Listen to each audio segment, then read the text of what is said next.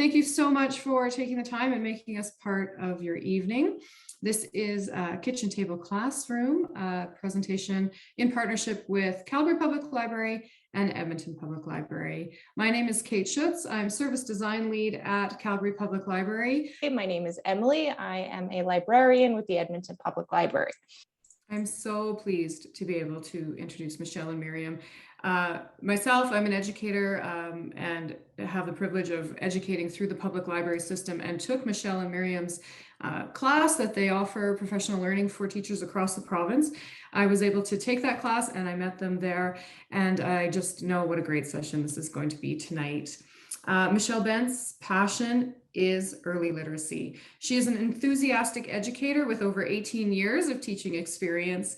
And over the past few years, Michelle has worked extensively with several school boards in Alberta, investigating professional teacher learning and evidence-based early literacy practice. We love that. Currently, Michelle's PhD student, in her free time at the University of Calgary, examining the connection between oral language development and early literacy acquisition. Miriam Ramzy is the Director of Student Learning for a leading school division in Alberta. The focus of her education, teaching practice, and professional development has been on early learning and literacy. Miriam has her PhD from the University of Calgary, and her doctoral work looked at early literacy learning in a grade 1 setting, with an emphasis on writing instruction. Her passion for supporting teachers in building powerful literacy classrooms where all learners experience success drives her work. Both Michelle and Miriam provide professional learning support to schools and educators, and can be reached through their amazing and helpful website, Layers of Literacy, and we have put that in the chat. So without further ado, I think Miriam is going to share her screen and we'll get started. All right. Thank you, Kate and Emily, for such a warm welcome. We are very excited to be here with everyone tonight to talk about a topic that both Michelle and I are so passionate about, and that's that early literacy journey for our young learners. And we just relish the opportunity to talk to you about some tips, some tricks to support that reading development with your own children. We had some lovely intros. We just wanted to add in a quick little snapshot about who Michelle and I are. And we love to do so with some pictures that really highlight how we embody that literacy vision in our lives in work, but also in our personal lives at home. So my picture is the one on the left. You see my husband, Mike, and our dog, Ellie, and this is not a posed picture. This is something I came upon a couple of years ago now. Our house was quiet, and when you have a puppy, sometimes that's a little concerning. And so I was hunting around, wondering what she got into when I rounded the corner, and I'm so grateful I had my phone on me, because my husband is reading to Ellie one of his favorite books. It's Calvin and Hobbes. And what I love about this picture is it embodies really what we want for our earliest learners, what we want those early reading experiences to be like, to feel like. There's that shared touch. His arm is around the dog. There's a shared gaze. They're looking at the same picture, and it's a shared experience, just building up that love of reading and that love of books. Thanks, Miriam. And my picture as well, it's on the right side, and it is also of my family, my husband and my 2 children. It was also sort of a snapshot just caught. A tradition in our household is on Christmas Eve, we read the 'Twas the Night Before Christmas. And just as Miriam talked about, I love this snapshot because it captures that closeness, that shared gaze, that connectedness that reading does for us. It speaks to the engagement that everybody's looking at the same thing and around this emotional connection. And really, we know to create lifelong readers, we need to pair those feelings, those good feelings around being connected and those hits of oxytocin when we're reading with actual reading. And because of that, I can say that you can still see, even after 15 years, my daughter has heard or read 'Twas the Night Before Christmas. She is still engaged. She is still motivated to sit down and experience this reading. Okay, so let's dig in. What are we going to look at tonight? We are going to cover 3 broad categories of tips and tricks around what to do or how to support your child when they read to you, when you read to your child, and you are still building reading skills when you are reading to your child, and then looking very briefly at some other building blocks of reading that might not even have to do with holding a book in your hand. As we get into that, we are going to take a very quick look at some theory. Not a lot. The big takeaway from this slide is reading is incredibly complex. So in the center of your picture, you see what looks like a rope. It's actually called Scarborough's rope.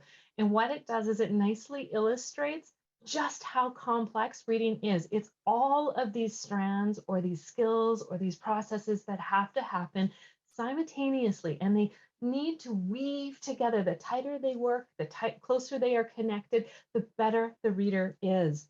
Now, that's really complex, and we can't talk about every single one of these strands tonight. So we're going to simplify it a little bit. And one of the theories we often draw on is called the simple view of reading. It says, still, reading is incredibly complex, but we can focus on these two big components that we know all readers need. The first thing they need to be able to do is what we call word recognition. That is, look at the page, look at the letters and the sounds, connect them together to be able to actually read the word on the page.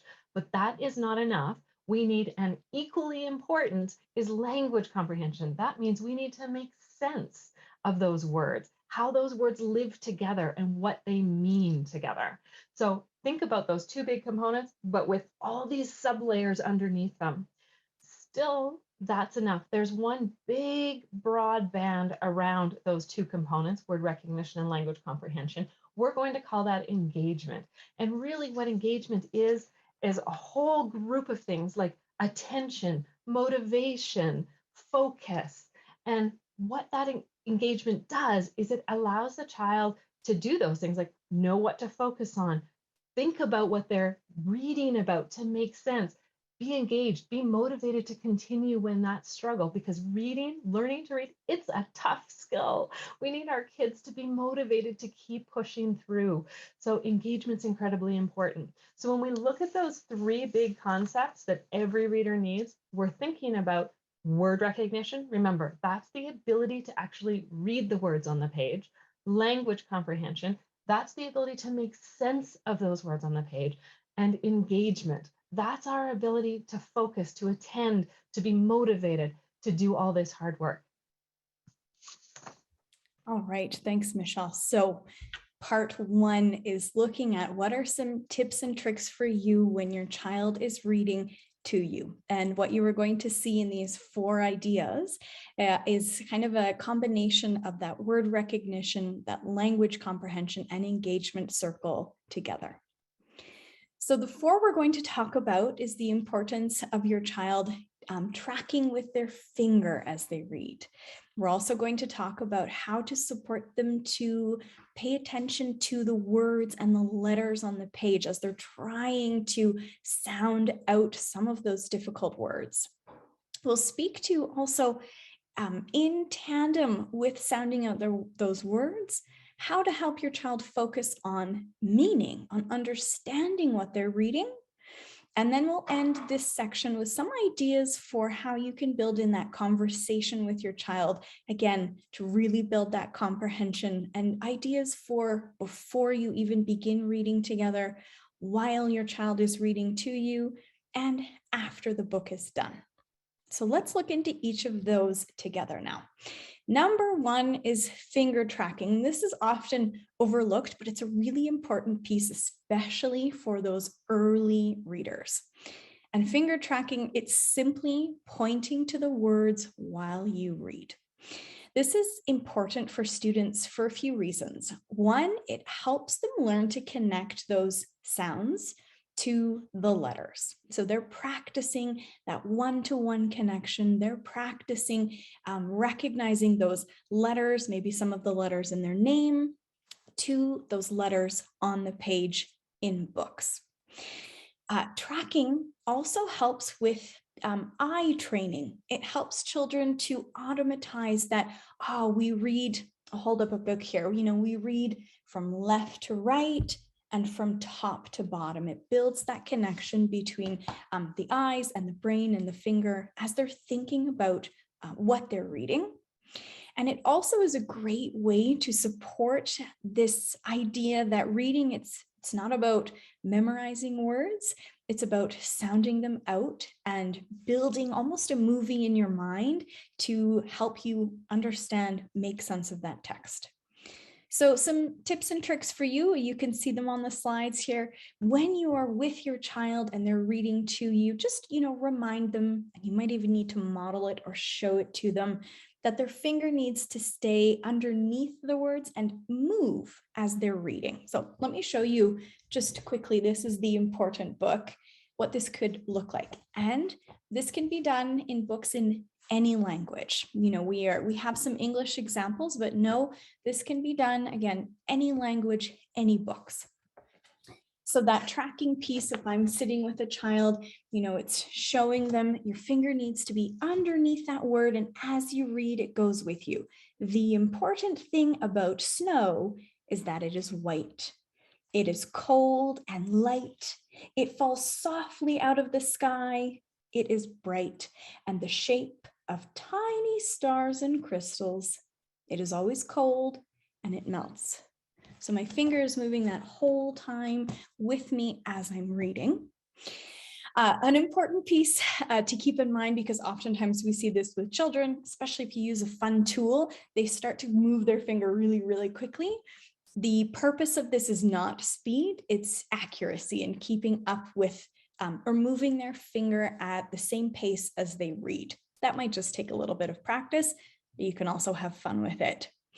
That third tip is use fun tools. Oh, you can find, even from the dollar store, little tiny things that are so motivating, especially for early readers, to track.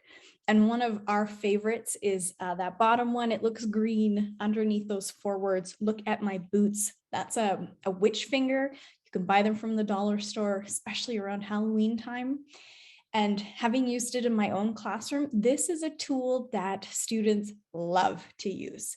So look for those fun little tips, tricks, tools that you can find even with your child to motivate them to do that tracking as they read, and to keep in the back of your mind as caregivers to track to model that with them and to show them how to do that. So that's number 1.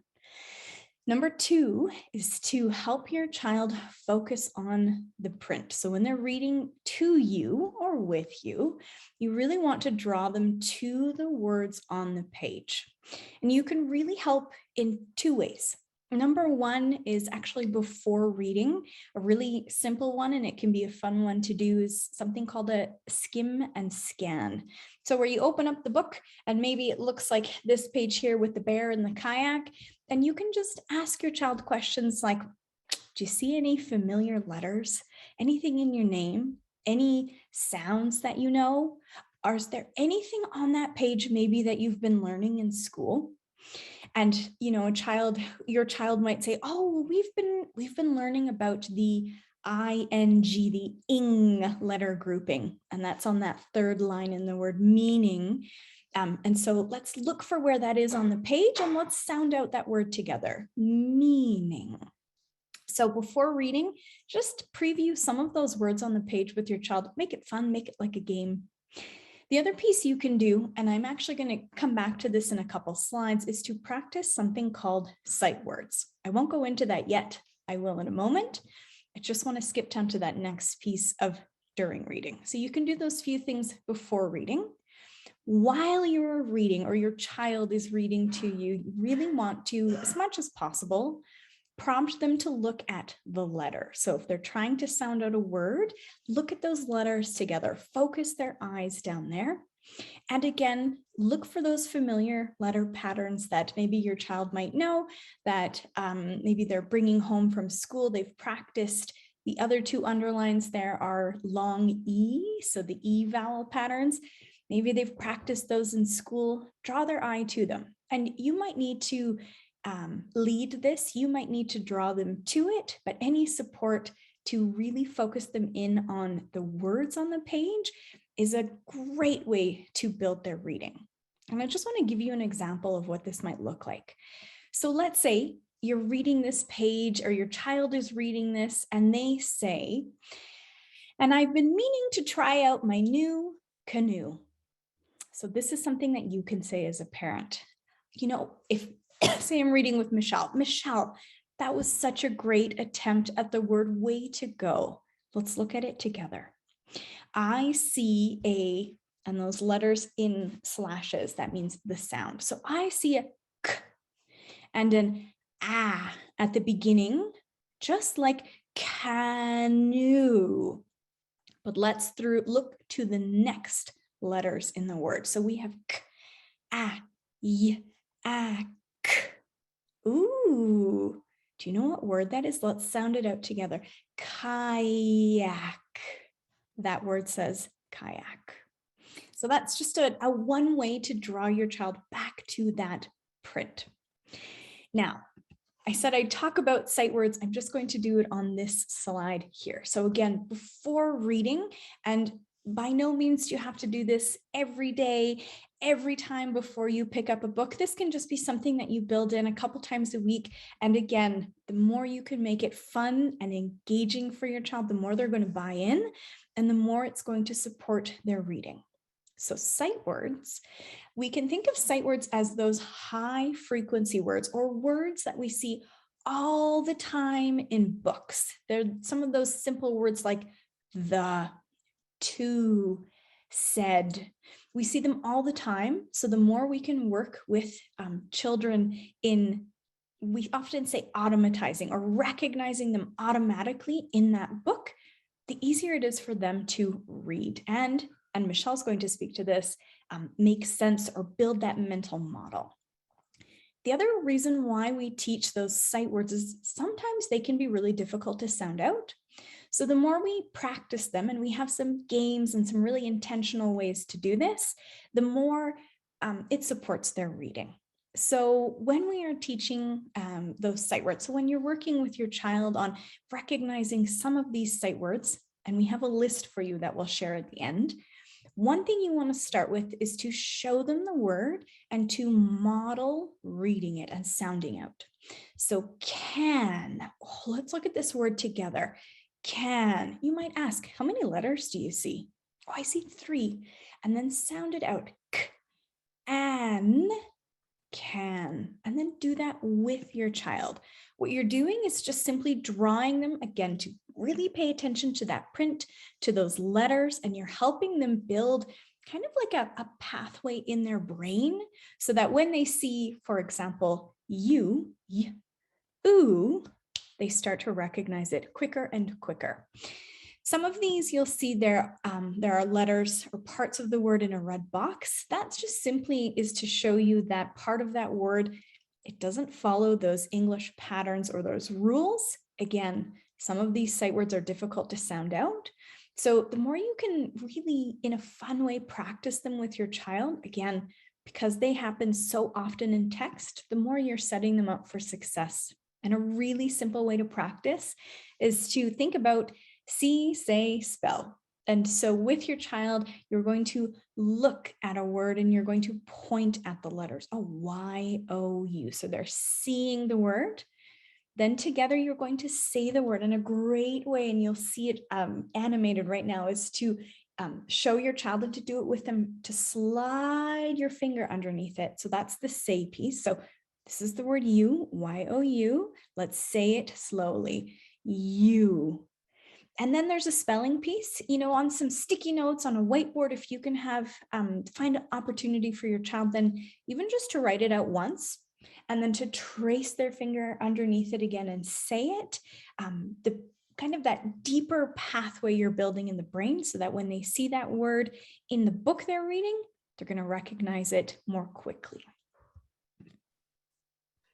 Great, thanks, Miriam. So Miriam talked about that focus or drawing your child's focus back to the print. Equally important is helping and supporting your child focus on the meaning as they are reading. So we know an incredibly important skill for all readers is this thing called monitoring for meaning. That means that as the child or as any of us are reading, we are constantly going back and thinking about, what I just read, does that make sense with where the story's going or what the sentence is saying? To be able to do that, a child or any reader has to have this, what Miriam called that almost that movie in their mind or that mental model. They're making a model of what they think this book is about, what they think is happening at this time, and where this story or book is going. That way, when they say something, they can think back to their mental model and go, oh, wait a minute, that didn't fit, or that doesn't jive, or that doesn't work. It doesn't make sense with the model that I'm creating in my head. That's the ideal. That's what we want students to do. Now, we know that's really tough for our children when they are learning to read. That's because all of those ropes, all of those strands are going on at the same time, and so much of their brain power, to put it that way, is focusing on the print. So we want to help support them and just help reinforce that they have to look at that print. It's super important, but we also, while we're looking at that print, need to be thinking about what we are reading and whether it actually fits. So what are some strategies to support our students or our children coming back to making sense of the text? So to make that mental model so they can check in with it, looking at the pictures is actually really important. When we look at the pictures, we're building that model, or we're building that film that's playing in our head, and we're adding details, and we're getting a better idea of where that movie is going to go. Also discussing what's happened so far, that helps. It's actually almost like rewinding the movie a bit, going over the events and oh yeah, that makes sense. I know where we're going now, right? So it's building a really robust model. Then we hope that when a student reads a word and it's the wrong word, there's almost a little, oh, wait a minute, that didn't quite make sense. Now, often early on again, students don't always catch that. So we want to, again, support them and draw them back to two things. Does it make sense with the print? And does it make sense with where your mental model is or the story you're thinking about? So you want to prompt them. So let's go through an example. So we see we've got a cake picture there, and under the text under the cake says, how many candles do you see? And maybe my child reads, how many canes do you see? So just like when they made this mistake with print before, we want to compliment them and say, oh, that was a great attempt at that word. But does canes make sense with the cake picture? Do we usually have canes on a cake? What other word might make sense with a cake that starts with the k sound? So we're really doing two things in this moment. First, we're checking in. Does that make sense? Does that jive with the mental model I'm setting up? But the second thing is, let's go back to the print and let's look at the print and make sense together. We're pairing these two things together. And so we're really helping the child understand that even though I'm focused on the print, I also need to always make sure that it makes sense as I'm reading. We know that this translates also to reading throughout time. So in other words, all good readers have conversations with the text, or what we call conversations with the text. So even as adults, when we're reading text, we are having that internal dialogue of, gee, that was really surprising. That was a surprising turn of events. Or, oh, well, if I was that character, I wouldn't do that. It's going on in the back of our minds. We need children to also do that, but again, it's very hard. A lot of children don't do this naturally. So one way to support them in developing those conversations, which we hope become internalized, those internal conversations, is to do it verbally first. So have an actual conversation between the parent, the child, and the text. And we want those conversations to go on both before we read the text, while we read the text, and after we read the text.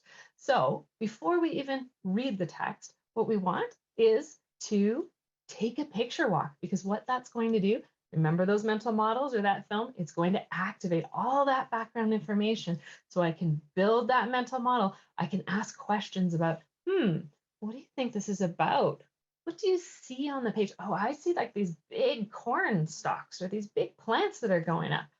What I'm doing is I'm activating my background knowledge on this topic, and I'm building my mental model, and I'm setting anticipation.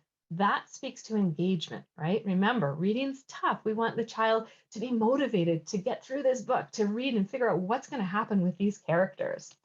The other thing you can do while you're doing a picture walk, and a picture walk is simply going through the pages and looking at the pictures and figuring out, what's happening here, what might be happening here, and so on, is while you're doing that, you could be looking for important words or vocabulary that you think is going to be important, or even difficult words to read, right? Going back to that skim and scan. So while I'm looking at the pictures to the book, I might notice as a parent, ooh, there's the word field in this text. That's going to be a tricky one. It might help if we talk about what a field is for vocabulary, and it's also a really tough word to sound out. So if we talk about it before we actually read the text, that child's going to be more likely to actually read it correctly when we get to it. So look for those key vocabulary words, discuss it, because again, it's just helping build those models.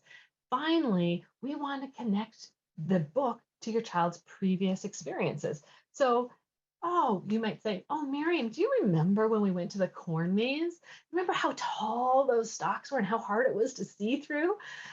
What that's doing in that moment is Miriam is going, oh yeah, and she's remembering that experience and she's pulling all that knowledge out to help again construct that mental model or that film she's going to be playing while she's reading the text.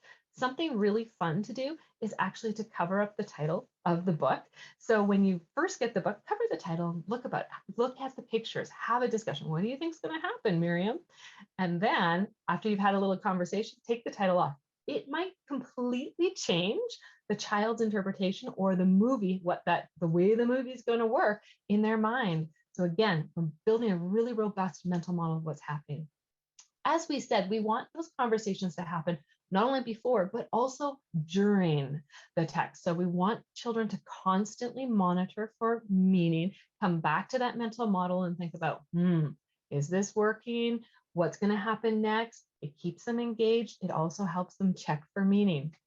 So it's good to stop at certain points in the text and have that conversation. Maybe you'll stop at the end of an important part. Maybe you'll stop at the end of a sentence or at the end of the page and just say, Miriam, can you tell me what just happened? Or tell me what was really exciting about that part. So in this one where it was Lula May, she's run away. In the middle, they've looked for her everywhere and she's not by the stream, not by the barn, nor by the tree. Well, Miriam's probably going to talk about some of that thing. She's rewinding that mental model or that movie, and she's adding those facts or revising her facts. She's paying attention to what's happening. So you might say, what's happened so far? Why do you think that character ran away?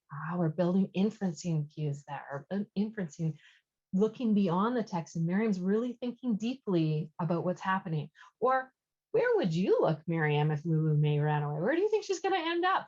Now we're moving that film forward. Miriam's starting to make predictions and move that movie forward in her head in what's going to happen. Finally, when we get to the end of that text, we want to have that child replay that movie so they can pull out those important parts. They can learn, right? Revisit all the things about this topic or all the different perspectives that we looked at.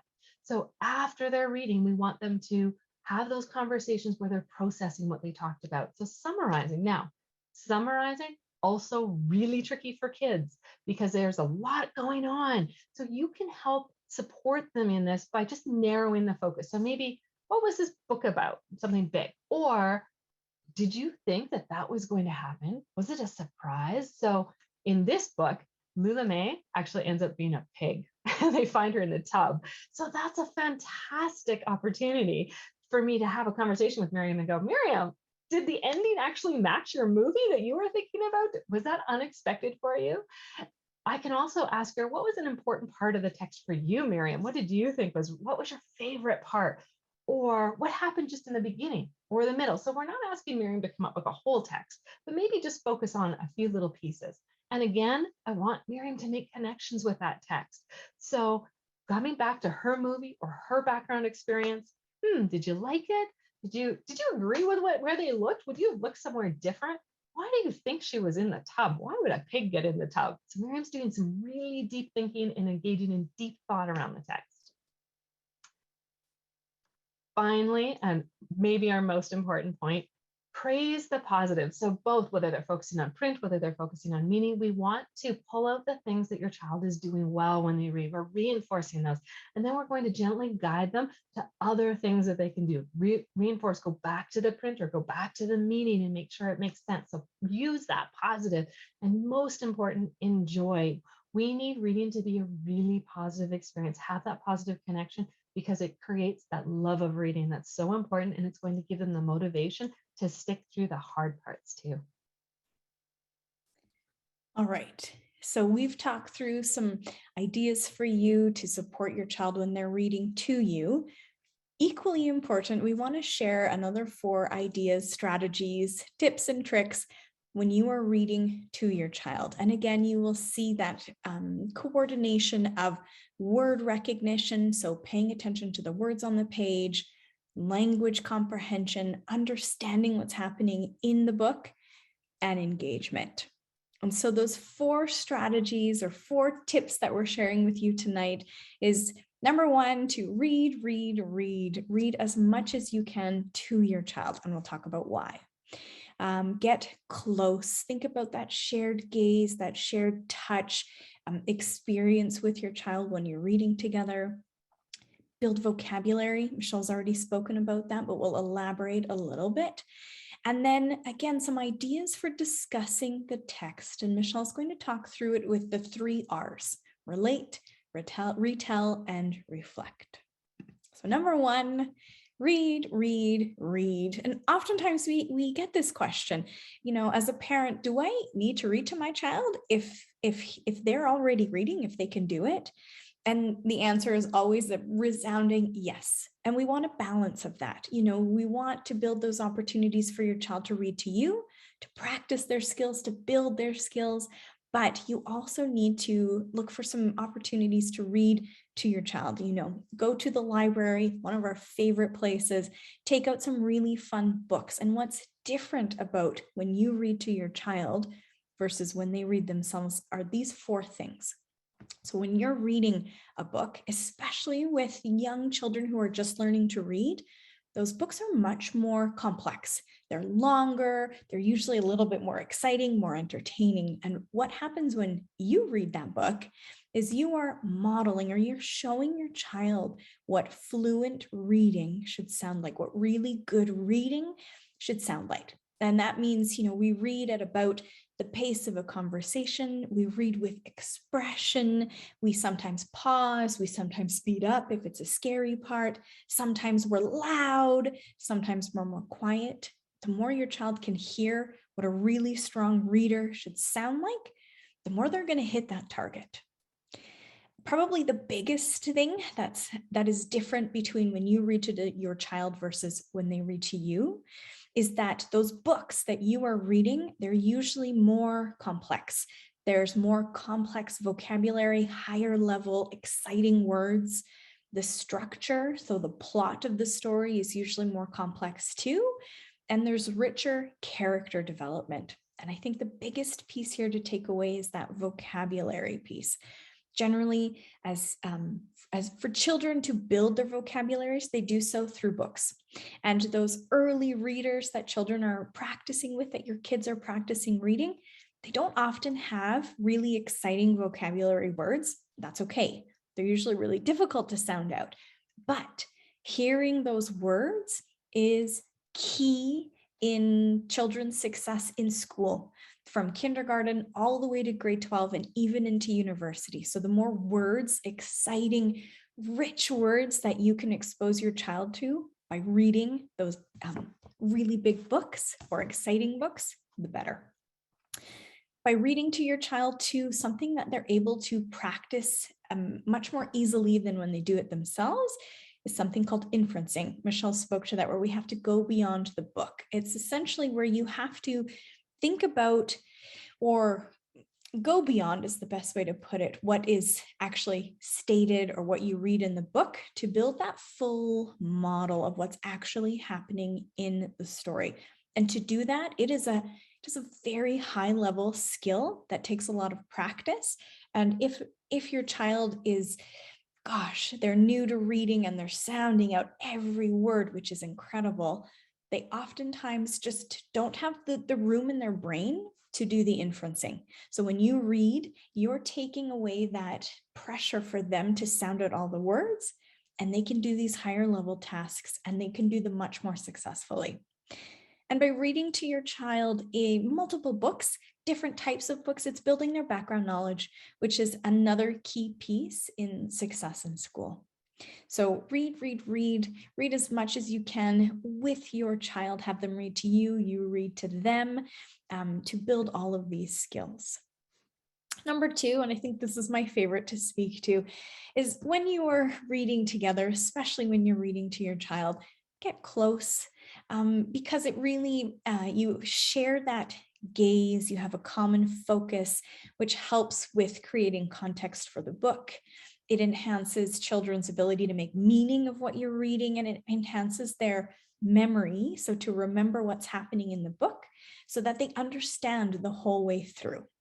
So get close. That shared gaze is so important. That shared touch, that shared experience is also important, because when we do this, when we get close, we are creating those positive emotions, that positive association between books and reading. And this is just added motivation for your child to learn to read when it's such an enjoyable, loving experience with you. It just shows them that they can take risks. It's a supportive environment, and it can also reduce some of those anxieties. As Michelle said, learning to read is hard. And so to just providing that additional support, that shared experience where you are sharing something that is important, that you love to do, it just further supports children's reading development. Great. So building vocabulary, Miriam's already spoken to this about, we know that children, actually all of us, build our vocabulary. Our primary means to build that vocabulary is actually through books, hearing the language used in books. And in fact, one of the biggest predictors of not only future reading success, but future academic success is having a really strong vocabulary. So the more we can expose our children to books and the words in them, the better the vocabulary grow.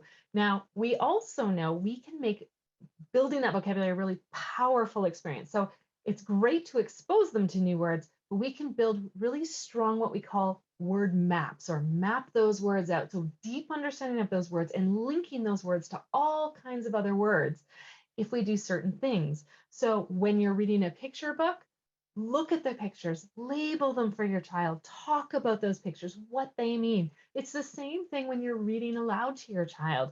You come across a new word that you think you're not sure your child knows, point it out in the book, show them in the text, and then talk about, what does this word mean in this book right here, right now? Relate it to your child's experiences. So think back to that bear in the kayak. Maybe they've never heard a kayak before, but you can probably think of a time when they might have seen something like a kayak. So, oh, Miriam, do you remember when last summer we were on the river and those two people came by in those really kind of pointy, shallow boats? Those were kayaks. So Miriam is actually attaching the meaning of that new word to her experience, making it really powerful. Discuss the connections with other words. So when we talk about Miriam's experience with a kayak, we're probably going to use other words like boat. Oh, kayaks also, they kind of look like a canoe, right? They were shallow, but they had a hole there. You sit really deep inside it. So I'm linking that new word to all the other words and the meanings around it. And then finally, we'll try to use that word again. So maybe the next day at the dinner table, Miriam and I are sitting there talking, and I'm going to say, hey, Miriam, do you think you'd like to try to go for a ride in a kayak sometime? So she's hearing it multiple times. So vocabulary becomes really important. Also, discussion around that text. Remember, the purpose of reading is to make sense of the text, to interpret it, to grow our mental models and grow our understanding of different perspectives, different topics. So, big open rule here. Usually, when we ask our children around questions around the text, we really want to work with open-ended questions. So not right or wrong answers or yes or no, but instead, what helps me better understand what my child's interpretation of the text was? And 3 easy ways to do this. think about these 3 categories of questions. 1, relate question. So how does this story connect to the child's experience? So again, back with the kayak, and if I can find some way, or the corn maze where Miriam's had something similar, that's going to be more powerful. She's going to remember it, make more connections. Reflecting questions. So these are not right or wrong answers. These are I wonder questions. I wonder why the pig went into the tub at the end of this story. That seems kind of silly. Would you do that? And then retelling questions. These are ones that, again, get Miriam to go wind that movie back, think about it again, revisit those times. So any of your what, where, when, why, help pull out elements and build her mental model when she's reading. The next strategy, of course, and again, our favorite one, create a connection and enjoy. We know when we pair the strategies that we talked about with that strong emotional connection, getting close, touching, shared gaze, shared experience, it makes it more powerful. It makes it enjoyable. It increases engagement, and it makes it more likely that the child is going to love to read. So really quickly, the building blocks. We weren't going to go into too deeply into these, but thinking about moving beyond books, we know that there's lots of things that help children learn to read and continue to be good readers. Oral language, it's a huge category. So we've talked about vocabulary. Also, for children to be able to learn to read, they have to be able to separate the sounds out in words. So if you do poems where rhyming words, or sing songs, or say silly sentences, silly Sally squirrel, they can start to hear how sounds repeat or sounds sound the same at the end of the words. These are really important skills. Extended talk, that's anytime you have those open-ended conversations. Dinner table, great time. You're building vocabulary, you're also building core knowledge. That means that I'm building an understanding. If we're talking about kayaks, I'm actually building an understanding of kayaks and boats and buoyancy and all these things that I'm going to have to draw on later. And then finally, playing with writing. That doesn't mean writing perfectly. It doesn't mean spelling everything perfectly. It's experimenting with the sounds and letter connections. So Miriam, I'm going shopping on the weekend. Is there anything you want? Oh yeah, I would love marshmallows. So Miriam's not going to be able to spell marshmallows out, but she might be able to hear the sound. She might pick up the marshmallows and the end at the S at the end. So think about the different things that you can help to build those foundational skills. Finally, we come back, we circle back to this love of reading and how important love of reading is to that whole sense of connection and engagement. And really, very quickly, I'll just speak to the parent lens. I've had 2 children. They could not have had more different skilled readers. I had one that was super easy, one really difficult, same genetics, same mom who was a literacy specialist, completely different journeys. So one thing we really wanted to send you home with is most important, enjoy, relax a little bit about the experience, think about making that connection, and really foster that love of reading, have that enjoyable experience, and just make it fun for everyone. All right, those 40 minutes flew by. We have the rest of our time for questions. The only thing we wanted to share with you before we move into questions is this link. And I know it's going to be posted in the chat, hopefully right away.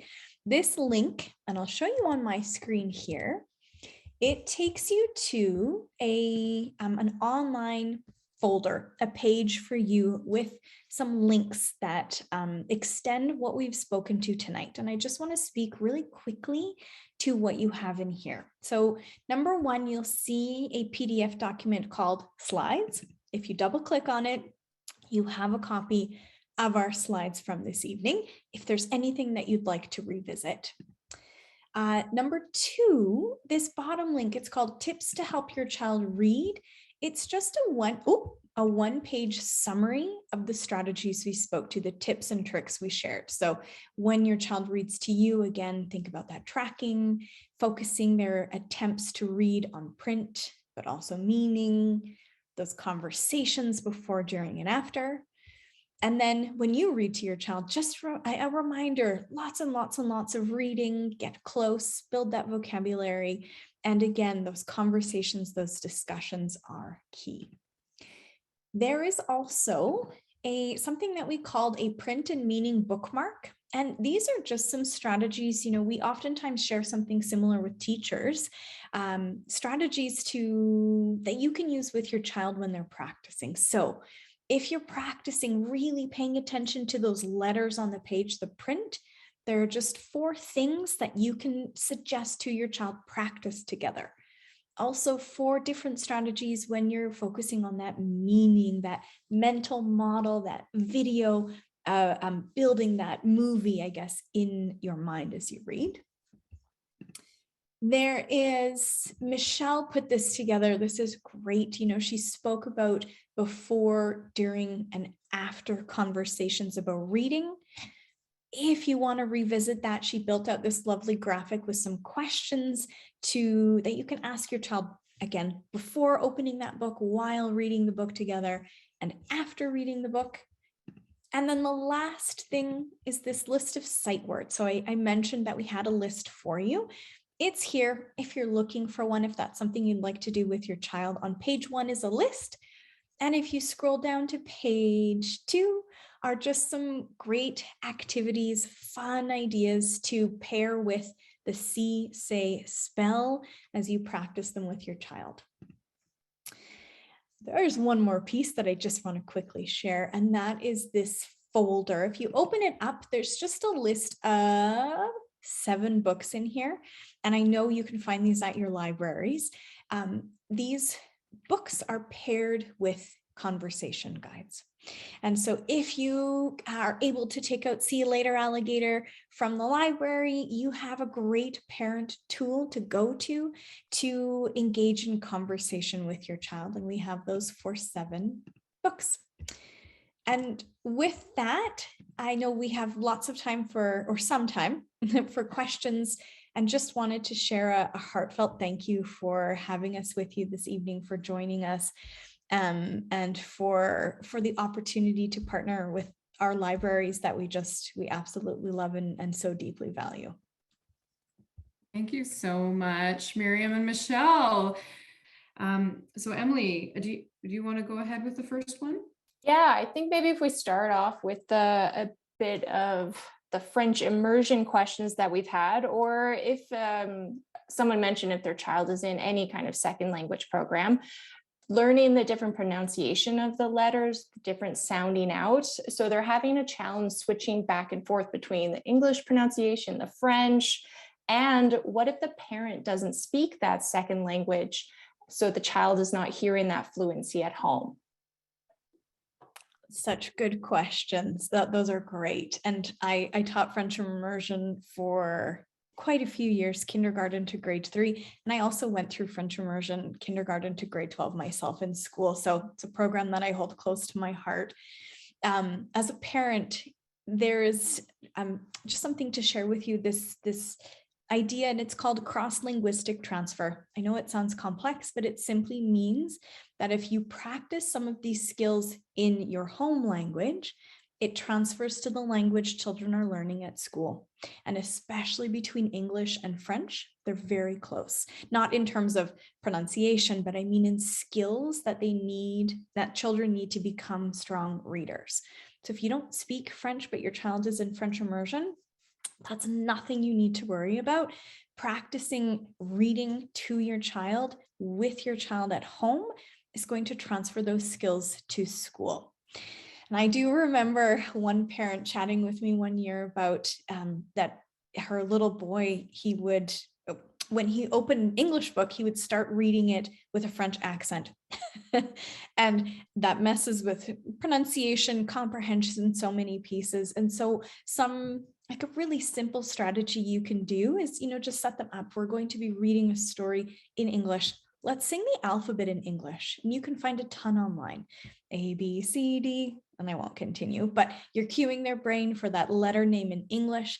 You can also find online some great short interactive videos around letter sound pronunciations in any language. So if they're reading something in French, you can find some great French videos, and I'm sure your classroom teachers, your children's teachers, they probably listen to a ton of songs online too. You could even just ask them. You can find so much on YouTube just to help almost cue your child's brain to, all right, we're reading in English. These are the English letters, and maybe it's a quick sound on a quick song on sounds, ah, eh, the vowels. That's really the biggest difference.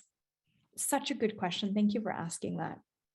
I'm just going to pipe in too, because it follows really nicely. And that is, I don't think we said it enough, that if you speak a different language at home, it is okay. We know that all those skills really translate nicely. So look at vocabulary, for example. You can read books in a different language, and as children grow their vocabulary in that language, it actually transfers to English. It's going to make it easier for them to pick up words in English. So it's called translanguaging, and it's really, really important to hone in on that home language as well.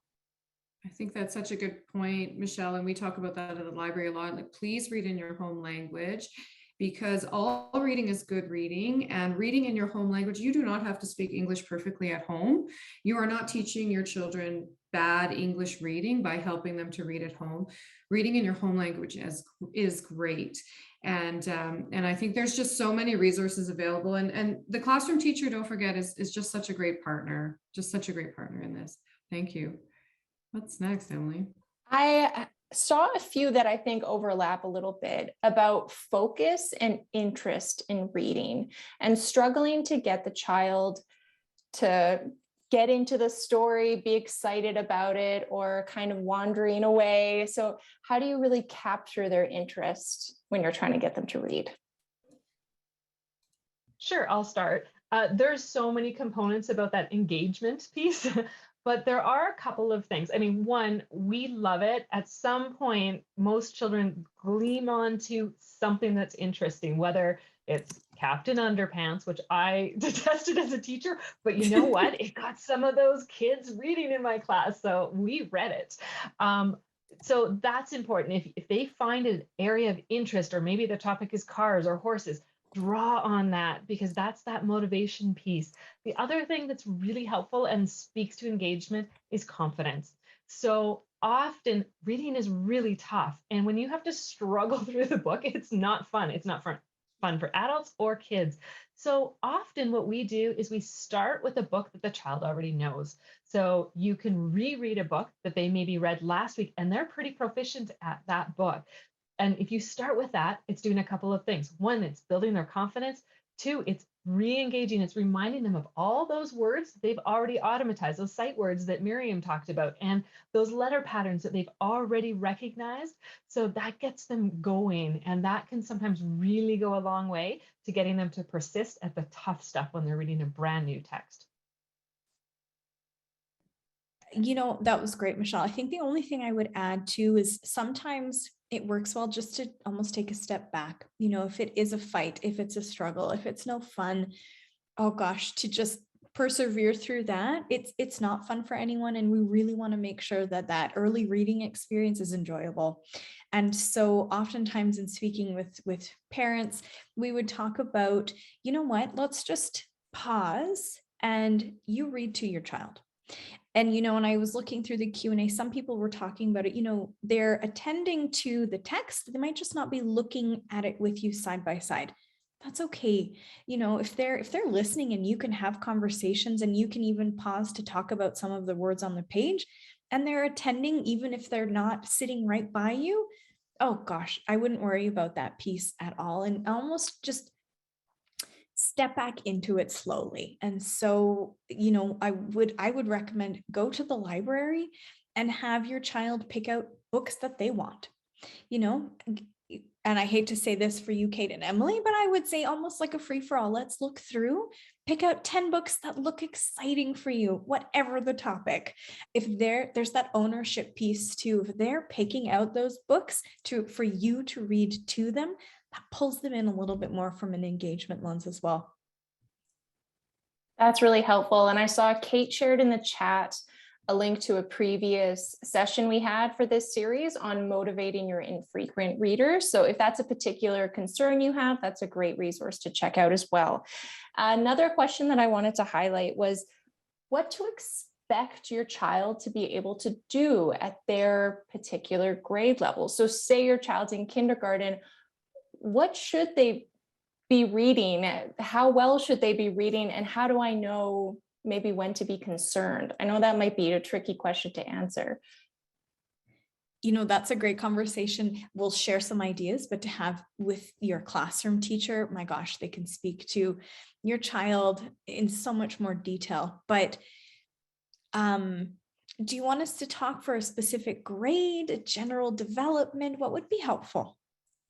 I mean, this particular question was for kindergarten, but I know we are speaking to a range of K-2.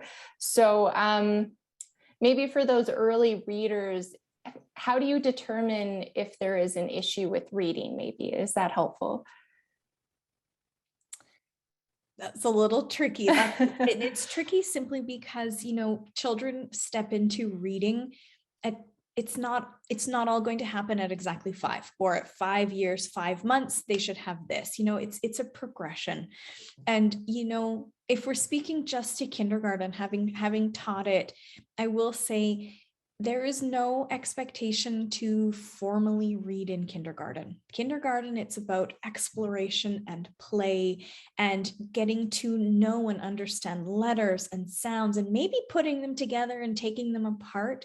But in kindergarten, there is no, if we look at our curriculum, children don't have to be reading by the end of that kindergarten year. And maybe just for that parent, if you are worried a little bit, hopefully that ease some of your concerns. That's something that it really builds over time.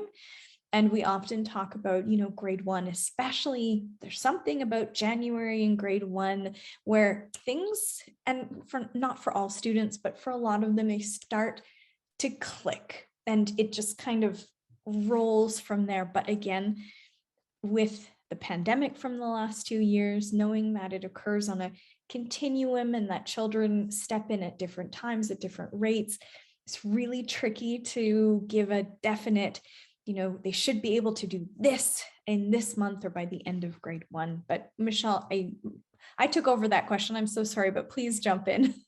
No, that was absolutely great. I don't have much to add. I was also going to talk about, so I've been a grade 1 teacher for many, many years, and some children have that slow progression where they just seem to build one skill after another.